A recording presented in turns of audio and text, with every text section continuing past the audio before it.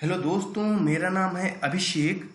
और इस वीडियो में हम 50 क्वेश्चंस जो कि काफ़ी महत्वपूर्ण हैं हिस्ट्री के रिगार्डिंग, उनके बारे में बात करेंगे और उनके डिटेल्स के बारे में भी जानेंगे। तो हमारे साथ आप बने रहिएगा। तो पहला क्वेश्चन है, भारत में आंग्ल फ्रेंच शत्रुता में निम्नलिखित में से कौन सी लड़ाई निर्णायक सिद्ध हुई? तो आप इनमें से पहले अपने से गेस करिएगा, अपने से अपने मन में आंसर सोच लीजिएगा और उसके बारे में मैं आंसर बताऊंगा एंड उसके थोड़ी डिटेल के बारे में बताऊंगा। तो इसका आंसर होगा गाइस कि वांडीवास की लड़ाई हुई थी, जो कि अभी तमिलनाडु में है, 1760 में हुआ था।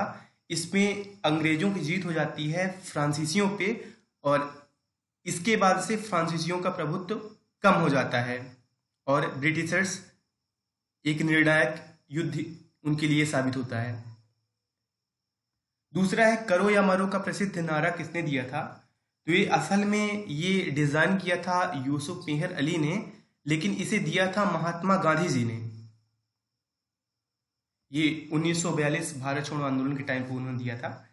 अंग्रेजों ने भारत में अपनी पहली फैक्ट्री कहाँ स्थापित की थी? तो ये आप सभी को पता है कि सूरत में की थी, ये इजी है काफी। निम्नलिखित में से किस वर्ष में 26 जनवरी का दिन स्वतंत्रता दिवस के रूप में मनाया गया था? असल में गाइज 1929 में लाहौर अधिवेशन में पहली बार तिरंगा फहराया गया। जवाहरलाल नेहरू जी उसके अध्यक्ष रहे थे। तब निर्णय लिया गया कि 1930 में ये 26 जनवरी को स्वतंत्रता दिवस मनाया करेंगे और ये पहली बार मनाया गया था 1930 में।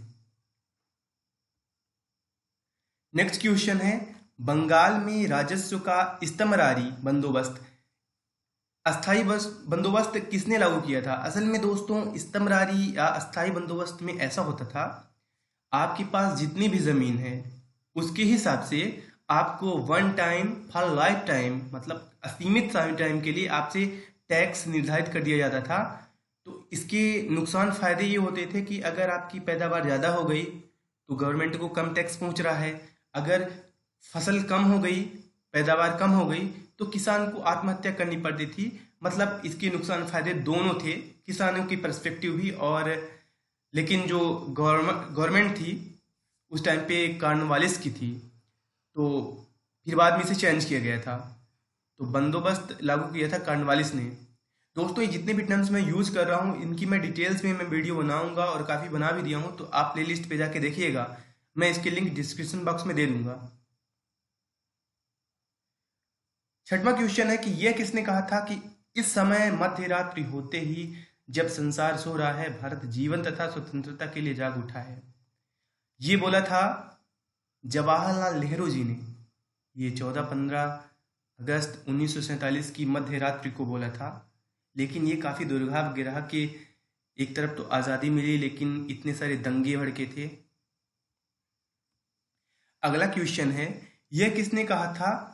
ये तो अपन ने देख लिया। भारत में अंग्रेजी का पहला समाचार पत्र किसने शुरू किया था? जे केस इन्होंने किया था, बंगाल गजट। किस गवर्नर जनरल के काल में पंजाब को ब्रिटिश साम्राज्य में मिलाया गया था? तो ये किसी को अगर मिलाने की बात आए, विलय नीति की बात आए, डलहौजी का नाम सबसे पहले आता है। 1848 से 1856 समथिंग पे ये रहे थे गवर्नर। अब 9वां क्वेश्चन है, निम्नलिखित में से किसको डेजर्ट फॉक्स कहा जाता है? तो ये रहते हैं जनरल रोमेल, जो कि सेकेंड वर्ल्ड वार में ये जर्मनी के ये मिलिट्री फोर्स में रहते हैं।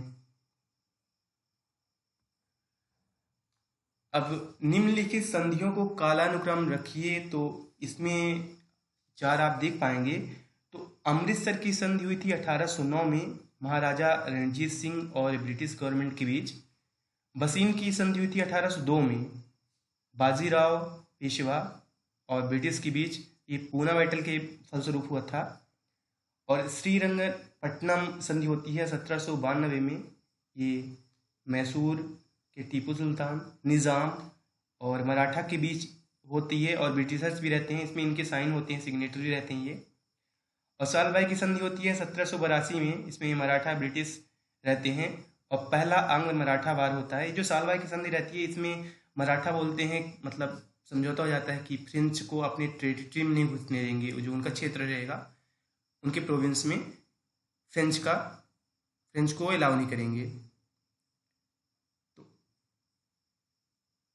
अब अगला क्वेश्चन, तो इसका हो जाएगा 4-3-2-1। अगला क्वेश्चन है गाइस कि मदुरई तक सफलतापूर्वक बढ़ने वाला दिल्ली का जनरल कौन था? तो साउथ इंडिया अलाउद्दीन खिलजी से पहले अछूता था, वहाँ कोई नहीं जा पाया था। अलाउद्दीन खिलजी का सेनापति था मलिक काफूर, इसने अटैक किया था और मदुरई तक भी पहुंच गया था, मतलब साउथ इंडिया पे कब्जा कर लिया था।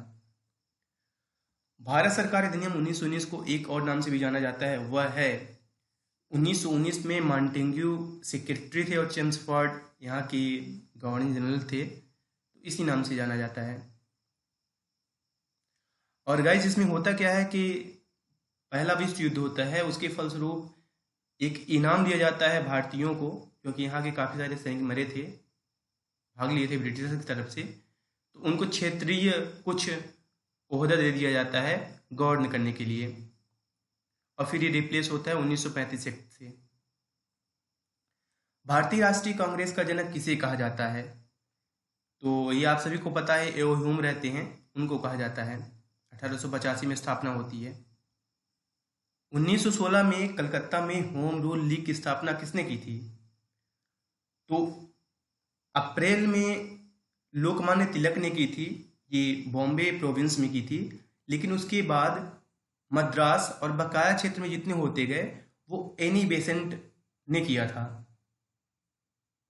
तो इसका एनी बेसेंट आंसर हो जाएगा।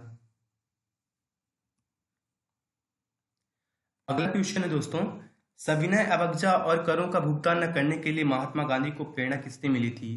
तो एक फिलोसफर थे थोरा, उनसे मिली थी। आप इनके बारे में जरूर पढ़िएगा, ये काफी इंटरेस्टिंग कैरेक्टर रहे हैं। दक्षिण अफ्रीका से गांधी जी को वापस लाने के लिए कौन मिलने गए थे? गांधी जी से दक्षिण अफ्रीका मिलने के लिए में कौन गया था, ये क्वेश्चन है। तो गोपाल कृष्ण गोखले जाते हैं, 1914 में जाते हैं, मिलते हैं उनसे और बोलते हैं कि अब भारत आइए। ये इनके राजनीतिक गुरु भी कहलाते हैं महात्मा गांधी जी के। अगला क्वेश्चन है, भारत की संविधान सभा का संवैधानिक सलाहकार कौन था? तो ये एक गवर्नमेंट ऑफिसर थे, मतलब इंडियन सर्विस में थे, सिविल सर्वेंट, सर्वियन राव ये थे। स्वतंत्र भारत की लोकसभा का पहला अध्यक्ष कौन था? आप सभी को पता है, जीबी मालवंकर जी थे। नमक सत्याग्रह किस वर्ष हुआ था? तो नमक सत्याग्रह में क्या होता है दोस्तों, ये 1930 में होता है। 12 मार्च से चलते हैं साबरमती से और दांडी पहुंचते हैं। दांडी एक जगह है समुद्र तीरे, ये उस टाइम पे बॉम्बे प्रोविंस में आता था। तो वहां जाके नमक कानून को तोड़ते हैं और ब्रिटिशर्स के खिलाफ एक जंग जारी करते हैं। कलकत्ता विश्वविद्यालय की शैक्षणिक रिपोर्ट के माध्यम से अस्तित्व में आया? तो दोस्तों ये आता है वुड का डिस्पैच से, ये 1854 में पब्लिश हुआ था, आया था वो 1854 में डलहौजी को रिपोर्ट सौंपी गई थी और 1857 में कलकत्ता विश्वविद्यालय की स्थापना हो जाती है 24 जनवरी को। कैबिनेट मिशन भारत में किस वर्ष आया? ये 1946 में आया था। असल में इसका मकसद था कि भारत के अंदर ही हिंदू बहुल और मुस्लिम बहुल इलाकों को आप बांट दो, का खा गा क्षेत्र में, का बीच में मेजोरिटी हिंदूज की रहेगी, खा पाकिस्तान, गा असम वाला क्षेत्र या बांग्लादेश वाला क्षेत्र जिसे अपन बोल सकते हैं अभी, और सेंट्रल को पावर दी जाएगी, हल्की पावर विदेश नीति, संचार नीति, और बकाया जितनी भी पावर रहेंगी इन अलग अलग स्टेट्स को रहेंगी। इसे कांग्रेस और मुस्लिम लीग दोनों ने अस्वीकार किया, जिसके तहत ही फेल हो गया। मुस्लिम लीग की स्थापना कब हुई थी? 1906 में हुई थी, ये आपको सभी को पता है, बांग्लादेश में हुई थी, आगा खां ने किया था। भारत का पहला वायसराय था? अब 1857 की क्रांति के बाद ये कैनिंग थे, तो यहाँ के एडमिनिस्ट्रेशन डायरेक्ट सौंप दिया जाता है ब्रिटिशर्स महारानी को, और उसके बाद उनके रिप्रेजेंटेटिव हो जाते हैं यहाँ के वायसराय लॉर्ड कैनिंग। भारत में राजस्व एकत्रित करने के स्थायी बंदोबस्त की प्रक्रिया प्रणाली किसने शुरू की थी? तो ये मैंने आपको पहले बताया, कॉर्नवालिस थे। इसमें आपसे एक फिक्स टैक्स लिया जाता था। कांग्रेस की पहली महिला अध्यक्ष कौन थी? ये पहली महिला अध्यक्ष श्रीमती एनी बेसेंट थी। ये काफ़ी इजी क्वेश्चन है। फरवरी 1928 में भारत आने वाले साइमन कमीशन का बहिष्कार क्यों किया गया था? असल में किया गया था कि 1919 में जो जलियांवाला बाग कांड होता है, उसके बाद एक हंटर आयोग बनता है। तो इसी की जांच के लिए कितना ज़्यादा सुधार हुआ, कैसा क्या, इस सब की जानकारी के लिए आए थे, रिपोर्ट के लिए आए थे। लेकिन उसके सभी सदस्य अंग्रेज थे, इसलिए इसका विरोध हुआ था। विभाजन परिषद का अध्यक्ष कौन था? भारत पाकिस्तान का विभाजन हुआ, उसके अध्यक्ष थे परिषद के लॉर्ड माउंटबेटन। मध्यस्थता करा रहे थे ये। गांधी को सविनय अवज्ञा की प्रेरणा किससे मिली? तो ये अपन ने पिछले बार भी देख लिया, हेनरी डेविड थोरी थे जो फिलोसोफर थे अमेरिकन, उनसे मिली।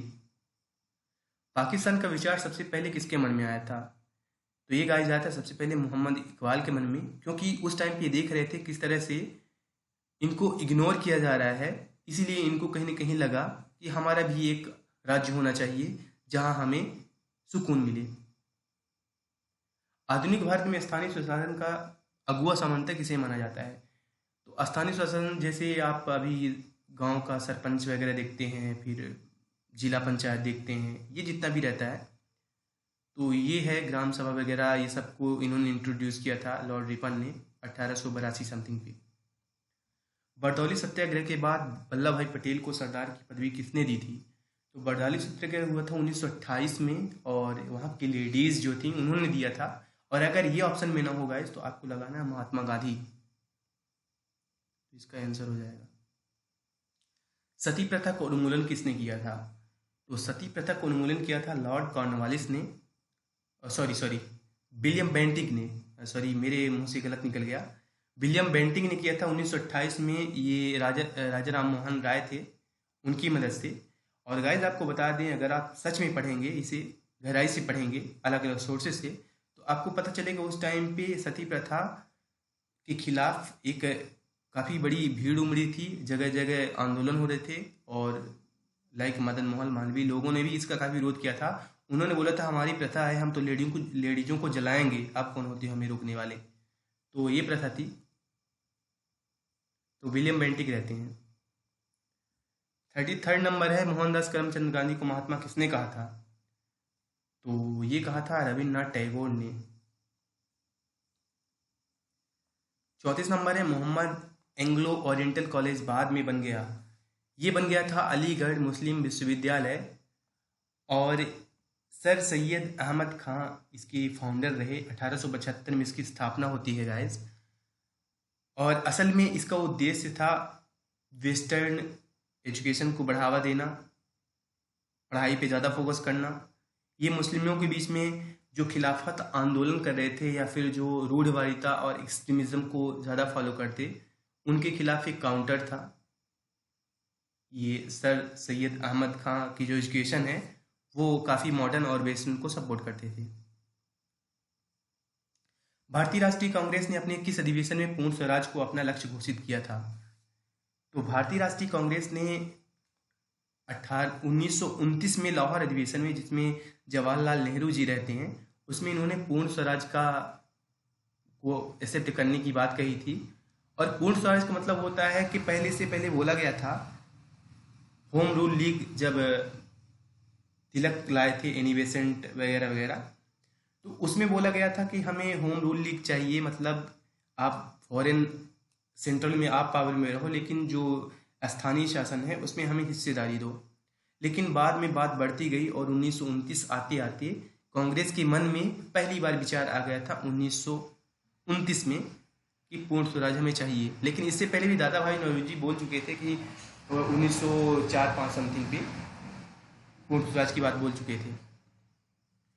वाइस राय द्वारा नियुक्त किए गए हंटर कमीशन ने निम्नलिखित में से किसके विषय में तहकीकात की थी?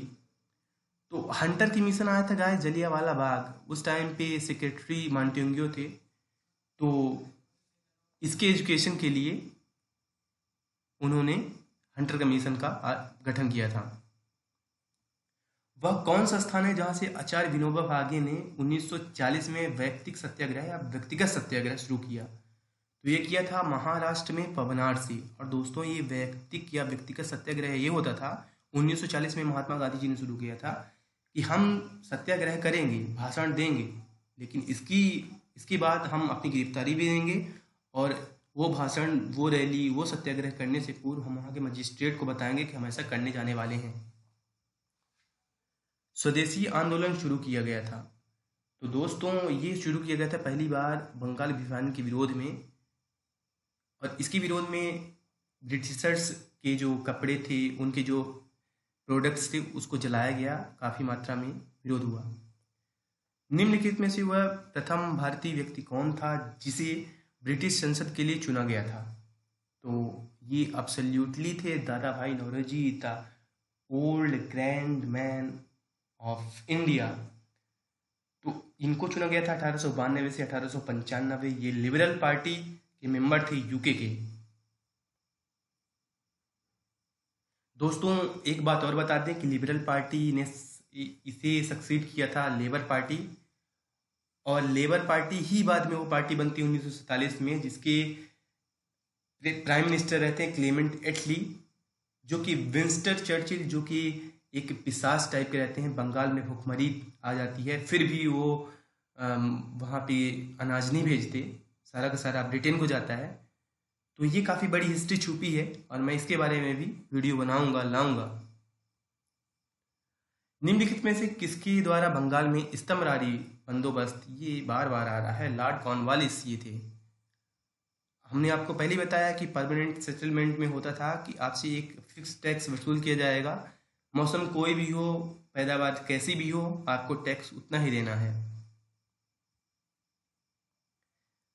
अगला है निम्नलिखित में से ब्रिटिश का वह गवर्नर जनरल कौन है जिसने भारत में डाक शुरू किए थे? डाक, टेलीफोन, रेल, ये जितने भी हैं अच्छे अच्छे काम ये डलहौजी ने किए थे 1848 से 1856 के बीच। तो असल में आया था 1852 समथिंग, 53 समथिंग, डाक 52-53 समथिंग। निम्नलिखित में से कौन से ईस्वी सन में कलकत्ता और आगरा के बीच प्रथम टेलीग्राफ लाइन खोली गई थी? 1853 में खोली गई थी। उस टाइम पे भी लॉर्ड डलहौजी ही थे। अगला क्वेश्चन है निम्नलिखित में से किस यूरोपीय कॉलोनाइजर ने भारत के पूर्वी तट पर कोई बस्ती नहीं बनाई थी? पूर्वी मतलब बे ऑफ बंगाल इधर है, तो आपको पता होगा उधर पांडिचेरी वगैरह है। तो पुर्तगीज, डच ये आपस में तो रहे थे और डच ने वहाँ पे कब्जा कर लिया था, लेकिन बाद में लौटा दिया था फ्रांसीसी को। तो ये तो 3 रहते, लेकिन डेनिश नहीं रहते। अगला है कि भारतीय राष्ट्रीय कांग्रेस के निम्नलिखित में से किस अधिवेशन में पहली बार तिरंगा फहराया गया था? तो ये हमने पिछली बार भी देखा कि 1929 में लाहौर कांग्रेस अधिवेशन में जवाहरलाल नेहरू ने फहराया था। और जब जवाहरलाल नेहरू और राजेंद्र प्रसाद के बीच कोई मनमुटाव होता था तो महात्मा गांधी उनको याद दिलाते हैं कि आपने कितने उत्साह से वहाँ पे तिरंगा फहराया था। ये सारी बातें हैं। अगला है कि निम्नलिखित में से कौन सा है जिसके द्वारा सभी सरकारी सहायता प्राप्त स्कूलों और कॉलेजों के लिए अंग्रेजी को शिक्षा का माध्यम बनाया गया था? 1835 में मैकाले मिनट था वो। तो अपन मैकाले को बोलते हैं ना कि वेस्टर्न एजुकेशन के फाउंडर थे। अपने प्रारंभिक राजनीतिक जीवन में M.K. जिन्ना, मोहम्मद अली जिन्ना थे। तो ये हिंदू मुस्लिम एकता के प्रस्तावक थे। और असल में गाइज इनका एक पाकिस्तान की स्थापना करने के लिए वो तो प्रेरित होते गए, मोहम्मद इकबाल और जितने और भी ऐसी घटनाएं होती गईं, लेकिन स्टार्टिंग में उसके एकता के पक्षधर ही थे। बाद में होता ये कि जवाहरलाल नेहरू और महात्मा गांधी इसे लीड करने लगते हैं कांग्रेस को, और कहीं ना कहीं अपने आप को दरकिनार महसूस करते हैं। एक इतनी बड़ी कम्युनिटी को ये रिप्रेजेंट कर रहे थे, लेकिन आए दिन तरह तरह की घटनाएं होती रहीं, जिससे इनके मन में ऐसा ख्याल आया और उन्होंने पाकिस्तान निर्माण करने के लिए सहमति जता दी। निम्नलिखित में से वो कौन है जिन्होंने 17वीं शताब्दी के दौरान भारत के पश्चिमी तटीय व्यापार के अधिकांश भाग पर नियंत्रण कर लिया था? गोवा से आपको याद ही आ जाएगा कि पुर्तगाली इनका काफ़ी बड़े बैंक एरिया में कब्जा था। अब यहाँ पे सूची है, इसे मिलाना है। तो जयप्रकाश नारायण, आपको पता होगा, लोकनायक, जिन्होंने इंदिरा गांधी को विरोध किया था बाद में, और उनकी हार का एक कारण बने थे। जनता पार्टी की स्थापना में इनका बहुत बड़ा योगदान रहा था। C.F. एंड्रयूज, इनको बोला जाता है दीनबंधु। ये असल में अमेरिकन थे और ये महात्मा गांधी और रविन्द्रनाथ टैगोर के फ्रेंड बन जाते हैं और भारत की आज़ादी में इनका योगदान रहता है। सॉरी, मैंने एक गलत बोल दिया, ये अमेरिकन नहीं थे, ये इंग्लैंड के थे, चर्च के प्रीस्ट थे। दादा भाई नौरोजी, ये रहते हैं grand old man of India. और लाला लाजपत राय, इनको बोला जाता है पंजाब केसरी। नेक्स्ट है, नीचे विद्रोह के प्रमुख नेताओं और उनके गतिविधि क्षेत्र दिए गए हैं। इनमें आपको देखना है, सही गलत बताना है। तो यहाँ पे जितने भी हैं सब सही हैं। पहला ही नंबर आप जानते हो, झांसी की रानी लक्ष्मीबाई, तो यही गलत है। ये हमारा लास्ट क्वेश्चन है कि मुस्लिम लीग ने अलग मुस्लिम राज्य का समर्थन किया था। तो इन्होंने लाहौर के 1940 के लाहौर अधिवेशन में किया था। A.K. फजल हक थे उस टाइम पे, उन्होंने काफ़ी हिस्टोरिकल रेजोल्यूशन रखा था। तो इसके बारे में मैं एक वीडियो लाऊंगा और अपन आगे भी सीखते जाएंगे, तो आप हमारे साथ बने रहिएगा।